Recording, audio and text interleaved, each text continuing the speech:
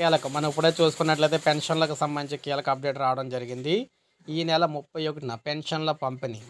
అవును, జనవరి 1వ తేదీన నూతన సంవత్సరం సందర్భంలో ఈ నెల 31వ తేదీన రాష్ట్ర వ్యాప్తంగా సామాజిక పెన్షన్ల పంపిణీ కార్యక్రమం ప్రారంభించాలని ప్రభుత్వం నిర్ణయించింది. ఈ మేరకు పంచాయతీరాజ్ గ్రామీణాభివృద్ధి శాఖ ముఖ్య కార్యదర్శి శశిభూషణ్ కుమార్ గారు ఆదేశాలు అయితే జారీ చేశారు.